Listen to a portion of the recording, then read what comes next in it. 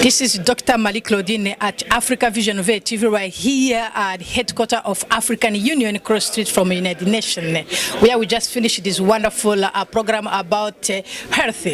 I am with Dr. Humpate Benjamin, Minister of Health in Benin, who came to deliver a wonderful keynote speech on behalf of His Excellency President of Benin. Minister, how are you doing? Bien, merci. Heureuse de vous voir ici dans notre African Union. Merci, c'est un plaisir également. Oui. Mais j'ai été choqué par votre intervention qui est vraiment très puissante. Et puis vous avez oublié d'ajouter la jeunesse. Quel rôle la jeunesse doit faire, doit contribuer au niveau de lutter contre la falsification des médecins? Merci bien. Non, la jeunesse, en fait, toute la communauté a un rôle à jouer. Et la jeunesse, encore plus, peut porter le message. Parce que ceux qui ont l'éducation, c'est-à-dire les jeunes qui ont l'éducation, peuvent atteindre les autres couches de notre société qui ne sont pas forcément scolarisées, pour déclarer de façon univoque que l'absorption de faux médicaments, de médicaments falsifiés constitue un risque pour la santé. Que dis-je? Une mort pour la santé. Et dans ce concert où toutes les nations sont en train de s'engager pour la lutte contre les faux médicaments, et le rôle de chaque couche de la population, notamment des jeunes aujourd'hui, sera fondamental en termes de messages à passer à leurs congénères, mais également aux autres couches ayant d'autres âges, parce que eux, on sait qu'ils sont scolarisés, ils comprennent mieux les enjeux et ils peuvent porter loin le message. Et puis ils sont nombreux parce qu'en Afrique on a plus de 64% de la jeunesse. Absolument, absolument, ils sont très nombreux.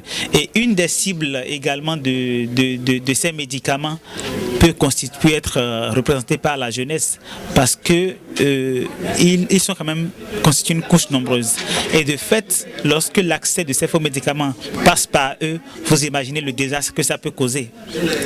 Oui, parce que normalement en Afrique, on utilise la jeunesse pendant la guerre, parce que la jeunesse ils ont la force. Maintenant, on peut utiliser la jeunesse pour construire, au lieu d'utiliser la jeunesse pour détruire.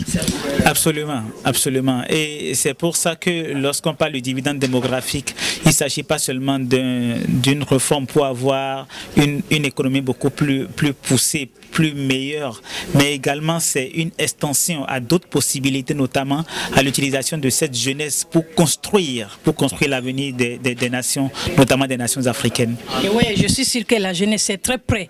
Alors, au niveau de l'Afrique, le panafricanisme, comment vous avez parlé un message vraiment fort au niveau de on behalf of your president. Maintenant, quel message que vous pouvez donner aux autres ministres de la santé, d'autres pays africains qui n'ont pas eu la chance de venir ici?